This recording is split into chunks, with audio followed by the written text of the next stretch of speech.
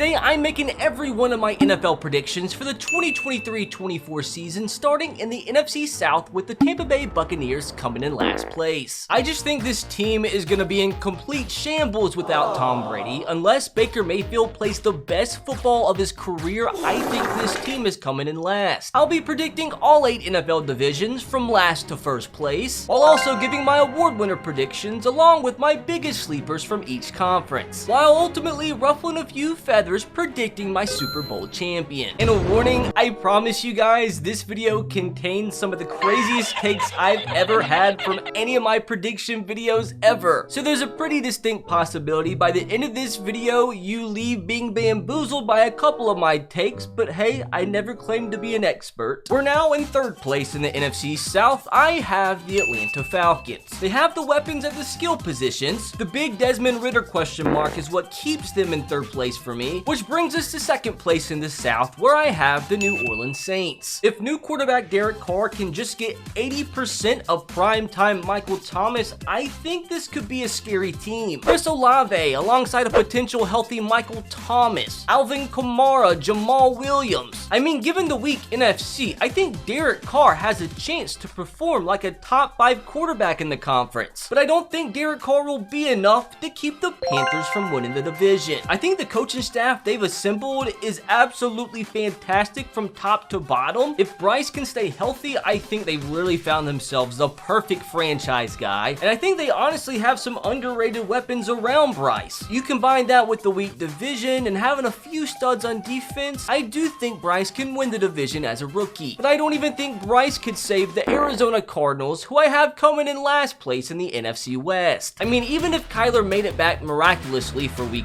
1, the team around him still is just horrible. Honestly, could end up being a team fighting for that number 1 pick in the draft. And another team that could be fighting for the number 1 pick in the draft is the LA Rams, who I do have coming in 3rd place in the division. Stafford, Kupp, Higbee, Aaron Donald, very solid 4, but the rest of the team is bad, like so bad. Although Stafford and Kupp probably will put up really good numbers because the defense is so bad, they're gonna have to throw the ball 500 times a game. Another team that probably should throw the ball 500 times a game is my 2nd place team in the West, the Seattle Seahawks. I mean, you have a surging Geno Smith with Tyler Lockett, DK Metcalf, and Jackson Smith and Jigba, who could end up the best of the 3 receivers. Not to mention an extremely dynamic running game with Kenneth Walker and now Zach Charbonnet. If their front 7 on defense can gel this next season, because the secondary is going to be fantastic, this is a team that could potentially push the Niners for 1st place. But what a surprise, right? The only way the Niners don't win the division is if Brock Purdy regresses massively, which there is a fraction of doubt in my mind, because I mean, he was Mr. Irrelevant, but if he at least performs on par with how he did last year and he comes back fully healthy, I think this division is a walk in the park for a very good 49ers team. Now, the NFC North won't be a walk in the park for the Packers, who I actually have coming in last place. It's been a long freaking time since the Packers have came in a last place, but if it's ever gonna happen, it's gonna be this year. Completely have zero idea how Jordan Love is gonna perform this season. I can see it going both ways. Like he outperforms everybody's expectation, or he's just absolutely bottom of the barrel. And with the weapons that he currently has on display, I just don't see it happening. I don't think that'll be enough for this team to not come in last, because my 3rd place team, the Chicago Bears, have improved massively this offseason. Another year of development for Justin Fields, a defense with a massive amount of improvements, an improved offensive line, their front 7 I think is going to be a lot better, and I actually really do like their running back room as a collective unit, and that's not even considering how well Justin Fields runs the ball. Not to mention the addition of their wide receiver number 1 in DJ Moore, and I think everybody's forgetting Darnell Mooney, a former 1,000-yard receiver, is coming back and should be healthy. Big improvement from the Bears this season, and I think they're unlucky to come in 3rd, but a big reason why is because 2nd place, the Minnesota Vikings, I think they're going to be really good again. The one worry with the Vikings is the defense is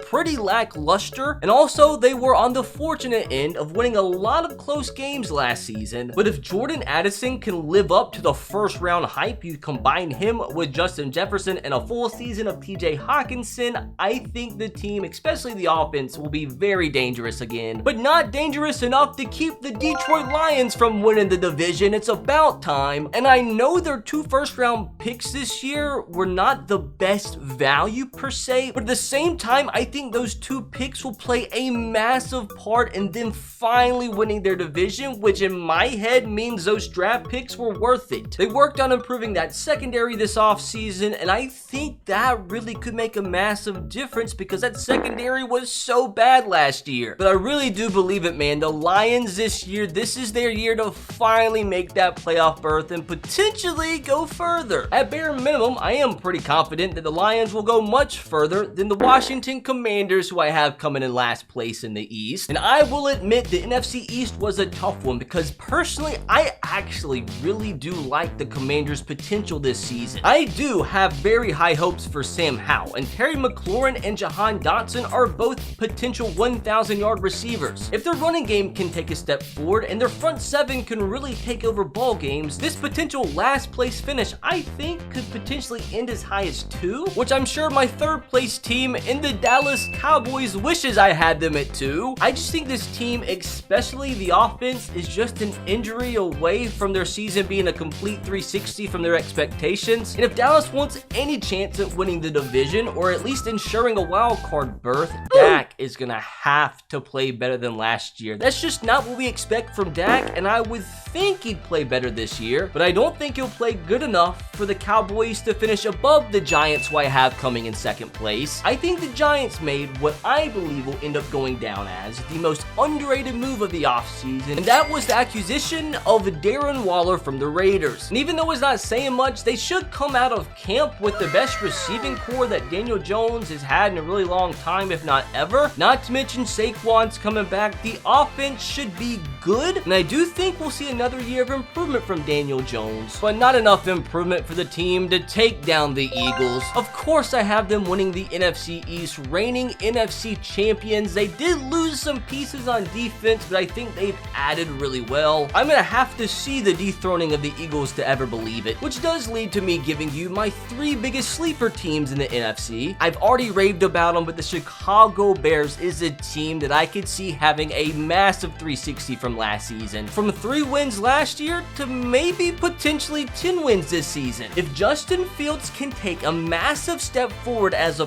passer, which I'm not completely convinced he will, but if he does, watch out for Chicago. And I know I had them predicted in last place, but also watch out for the potential of the Washington Commanders. If Chase Young is healthy for at least 15 games this season, I really think this defensive line can carry this defense to the finish line. I really do like the potential of the New Orleans Saints offense as well. My editor will be happy at that. I think we all know the defense is going to be the Saints defense. Like, it's going to be solid. The offense just has a lot of weapons, and Derek Carr has shown that when he has weapons, he can get the ball to those weapons. He can put up numbers. He's just never had a defense as good as the Saints. So any of those 3 teams honestly could shock the world and potentially win the conference. And my NFC winner is coming very soon, and I really do think it's going to shock at least 75-80% of you. But first, I have to tackle the AFC, starting in the South in last place with the Indianapolis Colts. I could end up looking like a complete buffoon after this take. I just don't know how much I trust Anthony Richardson in the NFL. Yes, this guy has the potential to make the insane wow throws, but like, from what I saw at Florida, I just do not trust this guy to run an NFL offense, at least as a rookie. If I'm wrong, I will gladly admit that, but I just think he's going to be a big reason why this team does come in dead last this year. Now, a team that is admittedly trending up is the Houston Texans, who I have coming in 3rd. I think long-term CJ Stroud will have been the right pick, but as a rookie, he's again just not a guy I think is ready enough to help win a division. Combine how great he is with the deep ball and how good some of their receivers are as deep threats, I think they'll score a lot of points. He'll throw for a lot of yards, but at the same time, I could see CJ Stroud being a guy to throw for like 15 plus interceptions, which I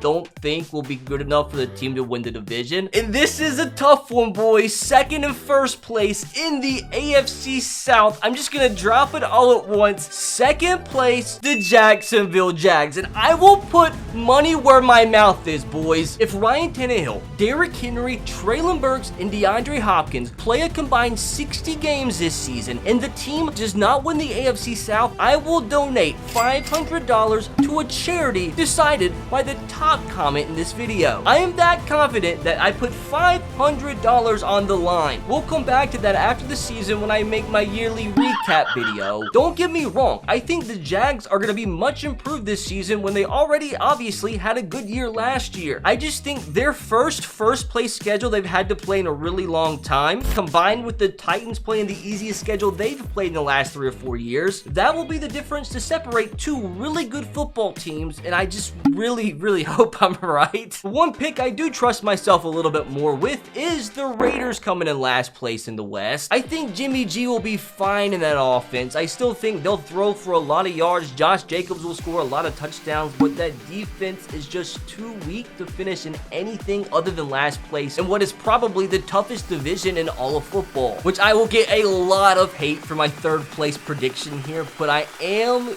going with the LA Chargers. Although I do think they will have a good enough record to probably make the playoffs as a wild card, so don't hate me way too much. I still don't know how much I actually trust their defense. I know Justin Herbert is good enough to drag them to the playoffs on his own. I mean, if that receiving trio can stay healthier than what they had the last few years, especially with the injection of Quentin Johnson, they could be deadly. Like, nobody could stop them. And I know it might all shock you that I have the Broncos in second place, but I'm just a big believer in Sean Payton, and there's just no way Russell Wilson is that bad, right? And I think if anybody is going to return Russ to form, it's Sean Payton, and if he does that, that's when you can see a 10-11 win team in the toughest division in football, arguably. Again, I'll take all these L's on the chin if I have to, but one L I know I won't have to take is my division winner here being the Chiefs. I mean, is there actually any debate on this? Chiefs are winning it, but there's for sure debate though on who's going to come in last place in the AFC East, and I think I have to go with the Patriots. And this is tough, man. It feels like blasphemy picking a Bill Belichick-led team to come in last place, but this is just more of a statement of how good the division is around the Patriots and not necessarily how bad I think they're going to be. I mean, it was hard enough for me to pick the Jets to come in third place. Like, I think Aaron Rodgers is going to have a massive resurgence. Defense not too shabby either, and it should be absolutely insane to you that I have the Buffalo Bills coming in second place. Oh my god, my channel might get terminated. Again, the Bills could win 12 games and still not win this division. I just have no idea. You feel like it's just about time for the Bills to take a little bit step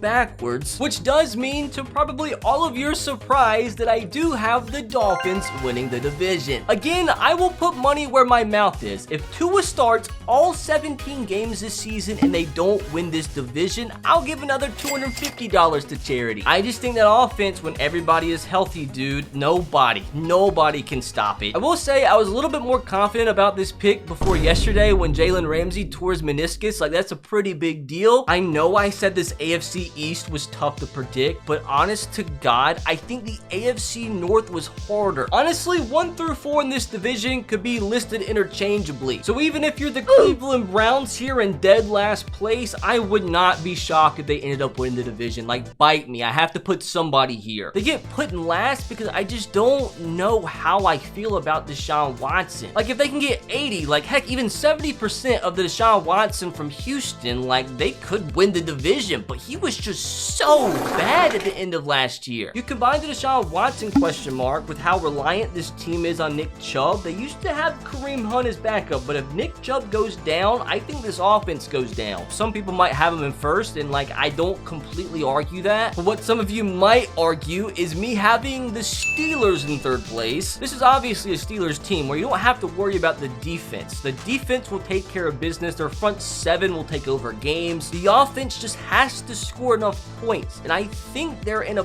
perfect position to take a ginormous step forward from last year. Kenny Pickett, I think, is going to grow massively into a second year. Same thing with George Pickens. Pat Freiermuth is a very effective tight end who's only also going to get better. With second, I have to go with the Ravens, which sucks because I'm expecting a massive season from Lamar. Take an MVP MVP winner from just 2 years ago, put him in an offense with the best weapons that he's ever had around them, and I think you're gonna see a lot of success. But the difference in me having the Ravens in second and first place is the fact that their defense could actually be really bad. And that's considering a healthy defense when the Ravens have been one of the most injured teams in the league the last few years. But Lamar will be able to at least carry him to a wild card spot and a second place finish in the North. But I'm sure Lamar's hoping he wins the division like I have the Bengals doing. I will continue to say I will not doubt Joe Burrow until he gives me a reason to. That receiving corps, probably the best 3 in the entire NFL. Joe Mixon, honestly, is probably a bit underrated. He could run the football. Defense is slowly improving. I just think this Bengals team has a lot more juice left in them. Now for my sleepers, I do have the Chargers, just mainly because I put them in 3rd place, but I still think they could make the playoffs and go on a run. Next sleeper is the Jets. I know I already raved on them. The Jets just have potential, man. A lot of weapons on offense. They might even be getting Dalvin Cook added. Next sleeper I have is the Steelers, just because I think that offense has so much potential. They have a